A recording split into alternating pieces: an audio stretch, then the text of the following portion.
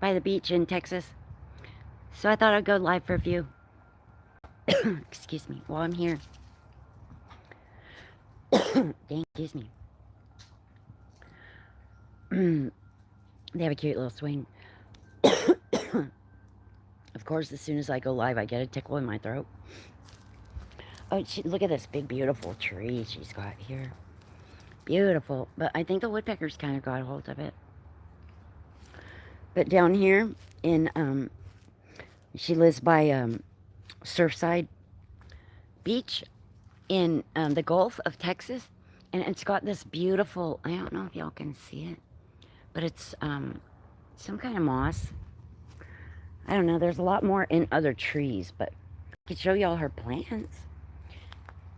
They just moved here, and I think everybody's probably in shock. Her fig doesn't look good.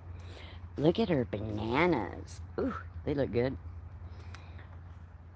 Lemon. Peach. He's not having a good time. Personally, I think he needs to be in the ground. Avocado. Fiddle leaf philodendron. The palm. Not really sure what that guy is, but oh yes I am. That is an oak tree. Actually, I grew that for them.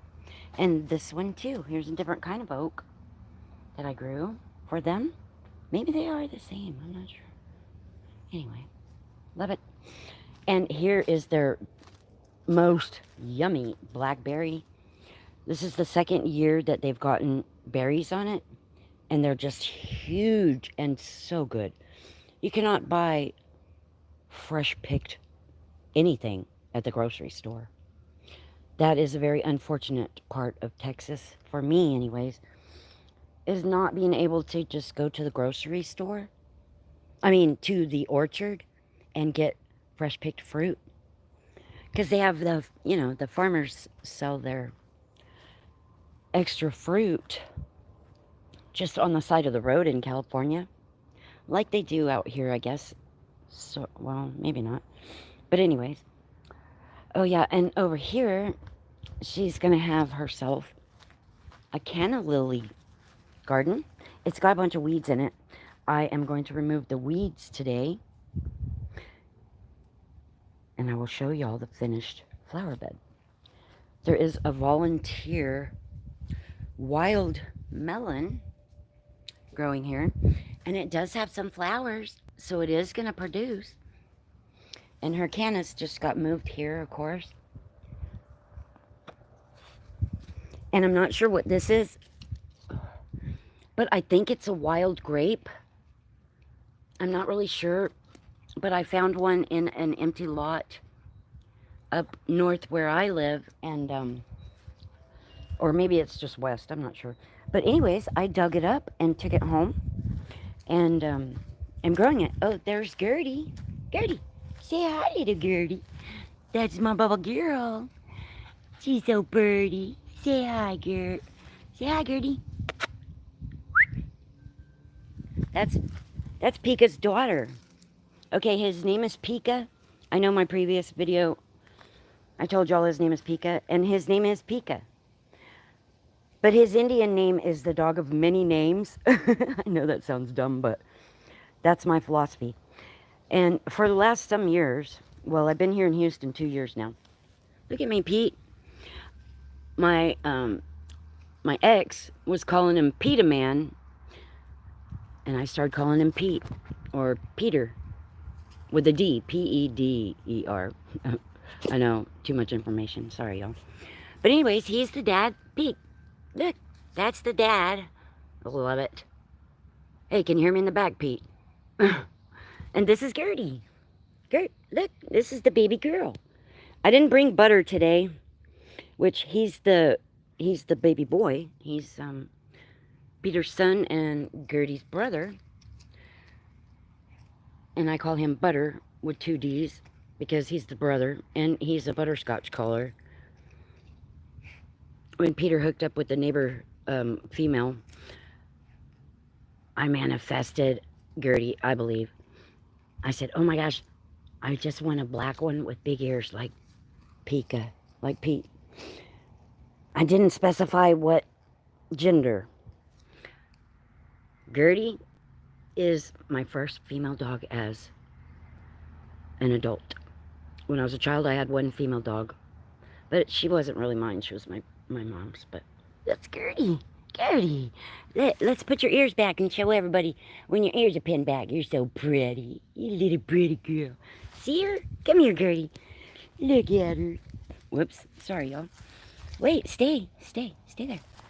Stay. She's so pretty with her ears back. Gertie. Wait, dang it. She's faster than I am with this darn phone. Pretty. Come here, pretty. Aww. Anyway, I just wanted to share with y'all a really quick live down here in the Gulf Coast. When my grandkids wake up, we are going for a salty dip. With a P, dip. That's what I told my grandkids. When you hear Grandma say, salty dip, y'all, get your stuff and let's go, because we're hitting the beach. The last time we went, I should have done a video, but I didn't really think about it. The waves were huge. I've never seen the waves that big at Surfside Beach here in Texas, in the Gulf. But they were so big that they rolled my granddaughter and I over, and we got a whole mouth, ears, nose, everything full of ocean water, which was really gross. So I got all phobed out and said, let's go. I don't know if people just tell me yucky stories about the coast because they can't go as often, which is really ugly of me to even think that way, but some people here have told me that there's sewage in there in the Gulf. Oh, look. Here is this. Oh, dang it. Come here, friend. Sorry, y'all. There's this beautiful. Here he is, right here. Green dragonfly. Oh, man, Pete. It'll come back, and I'll get it. There he is. Oh, I hope you guys can see this dragonfly. Oh, my God, I love it. This beautiful green dragonfly. Come here, friend. Every time I come down here, probably not the same green dragonfly, but every time I come down here, there's a green dragonfly. And as soon as I come outside to have a cigarette or smoke some, greens, these are pomerias. Aren't they pretty? I don't know. All of her people. Oh, look. This is a spinach. Cute, huh? And some little hen and chick. Some little succulents. Of course, aloe vera is a must in any of mine or my children's households because of its health benefits as well as topical applications, sunburns, wounds, etc. Oh, these are the hibiscus, but they're not doing very well. I kind of want to move them out of the sun, but my daughter gets upset with me when I do much with her plants. For whatever reason, she thinks that I think she's less than capable, and that's the furthest thing from my intention or thoughts, Here's another spinach. I think it's an ornamental spinach, though. Oh, can y'all hear the locust? There's a lot of katydids down here, and boy, when they get going, they get going. I can't remember what she called this plant, but it's really pretty, too. I'm going to pick off these dead leaves. Maybe she won't notice. When I was younger, in my early 20s, I took a horticulture class. And I also took herbalism. And this is a pineapple that I grew for my son-in-law. I just bought a pineapple at the grocery store, brought it home, cut the top off, cut it up, and yeah, put it in a pot and started growing it. I love to grow things. In my mind, that's what I'm here for. And this oak tree is, oh, maybe I had it too. Okay, look at this beautiful oak tree. Oh my gosh. It's huge. And it's got this funky fungus growing around its base. And just since the kids bought the house, this spore fungus thing at the base of the tree has started growing new growth. It's got new growth. It's got new members. See, that's the original that was here. I didn't even think it was alive, but it's got new growth and it is reproducing. You can see it's got its little spore. I don't know what the hell they're called, jets or whatever they're called. Anyways, so here's the bigger piece of it, and you can see here the lighter color. Oops, the lighter color is the new growth. Not sure if it's edible, and don't really care because I wouldn't eat it. I'm really phobic though about the ground that the things I consume is grown in. If the ground is not chemical and gross free, you know, I don't know how to say that, but anyway, the soil has to be a certain goodness for me to eat anything out of the ground. I'm very, very conscientious about that because it can be the best looking piece of fruit or vegetable. But if the soil it was grown in is contaminated, you're not going to know it until you get sick. Because contaminants that are in the soil as the plants grow, you can't wash it off. It's in the actual fibers of the plant or fruit. Anyways, I'm sure everybody knows that. Sorry, I'm not trying to be telling anybody anything that I think I might know more or better. Because in my opinion, nobody's better than anybody else. And if they are, it's their own personal problem. And they feel that way. Because nobody's over or under me. We're all humans. And in my opinion, everything has a right to be. Or it flippin' wouldn't be, right? And we're all called and blessed for being, or we just wouldn't be.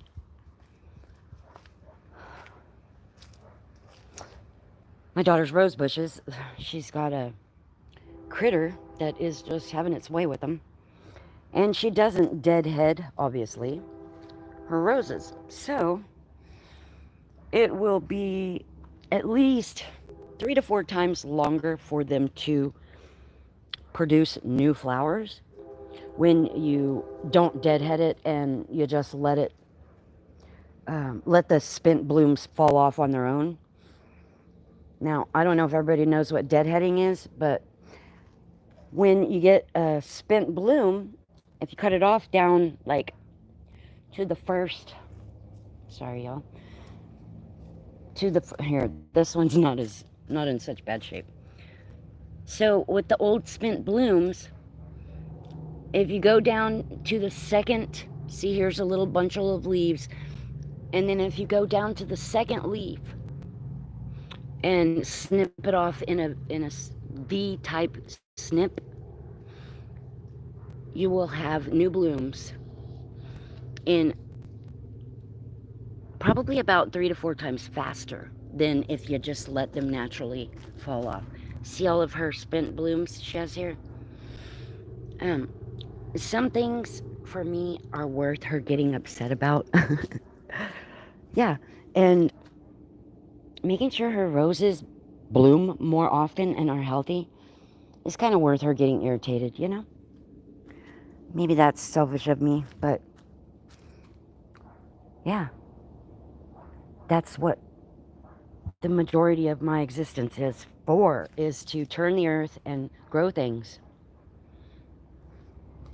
Put down the weapons and pick up the spades. If someone doesn't know what a spade is, I'm not talking about a game of cards. I'm talking about a shovel. The original name of a shovel is a spade. And we are symbiotic species with Gaia, the Mother Earth. In my opinion only, is ever I can speak of. Is all I can ever speak of. Pardon my language. Anyways, let me show you the blackberry one more time. Oh yeah, and she's got these. Not really sure what they are, but they really have a cute little purple flower. Yeah. The blackberry's looking a little rough because it just got moved. I told her she needs to get some B12 powder or liquid and give everybody a dose of it.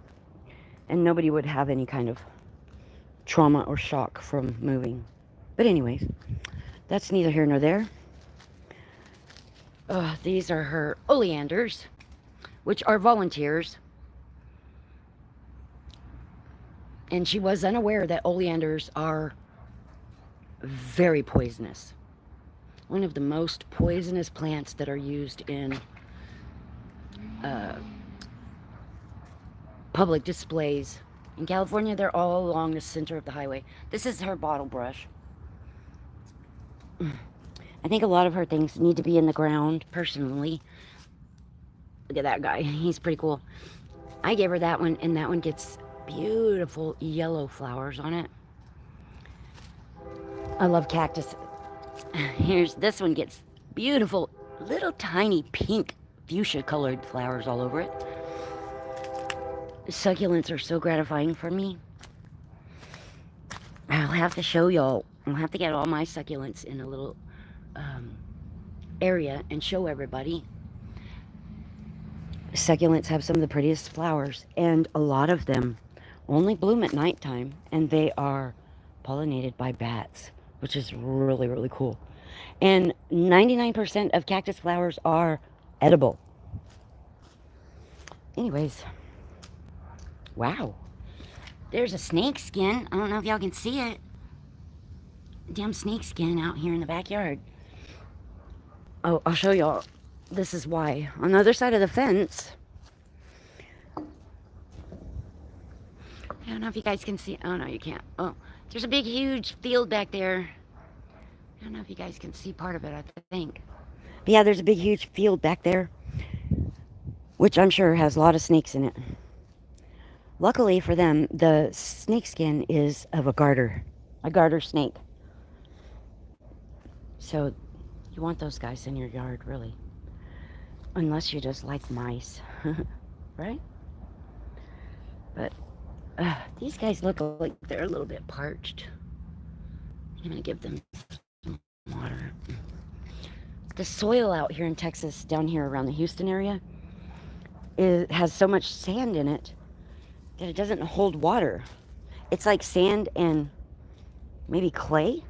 I'm not really sure what else is mixed with, but it doesn't hold water. Certain things I have to water every day, or else they'll they'll go limp because they're thirsty. Oh, there's the train.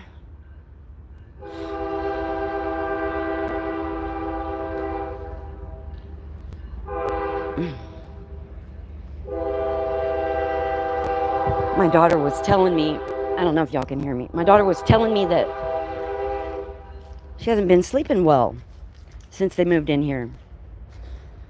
And I told her, well, when she wakes up, she needs to check the time and listen for a train, because she probably isn't acclimated to the sound of the train yet. Or in my experience anyways, it takes some getting used to living a couple rocks throws away from the train tracks. Anyway, I don't know what I'm keeping. That Boston fern was already here when they moved in. Azalea. That's an azalea. I think they're gonna move the swing out to the front yard.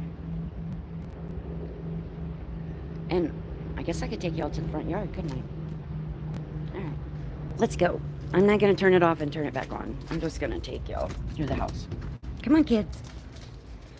The kids just moved in, so look at their fireplace. Ooh, I love it. And they have a skylight. Anyway, oh, I could show you all the kids' turtles. There's lots of turtles. See, there's Pip,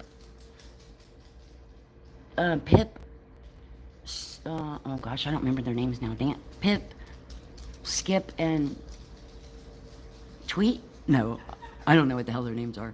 Anyways, the turtles, my son-in-law, found just, well, he actually saved their lives. They were crossing a road. No, Gertie. No, honey. You're not going out here. No, ma'am. Get in there, silly. Oh, shit. I didn't look myself out. Okay. So, okay. Here's the front yard. My son-in-law's got a lot of plans for it. Hopefully, they'll allow me and not be offended by my desire to help them get the yard exactly the way they want it. Because for me, even pulling weeds is therapy. They got some big ungroomed crepe myrtles. I don't know why they're not blooming. Oh, look, here's some of that. I think it's called Spanish. What the hell? Can't even see it now. Oh, it's called Spanish fern. Dang it, me. Sorry, y'all. Well, here. Can y'all see it? Anyways, I'll have to go live on the way home, or at least make a video to show y'all. Oh, wait, there's some right here in this big, beautiful oak tree in their front yard. Yes. Okay. So this is their oak tree in the front yard. Beautiful. I love it. And guess what, y'all? Let me see if I can get it on video.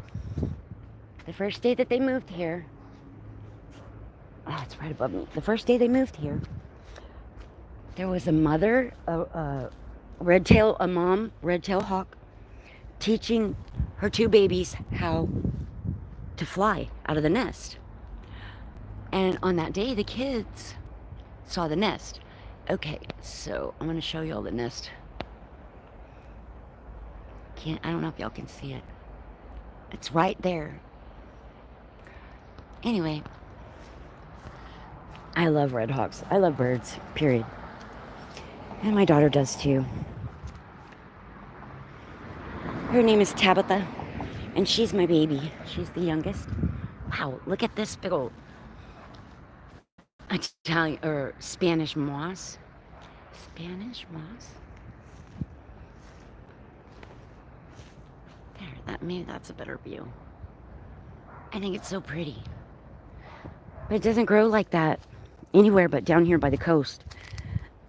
Because of the salty air, I guess. The ocean air. Yeah. So this is my youngest daughter Tabitha's first house with her family. So excited for them. Love it. And their front door, I think it's pretty. I like her wreath. Anyway, I guess that's probably too much information. Girl, oh, honey. Pretty.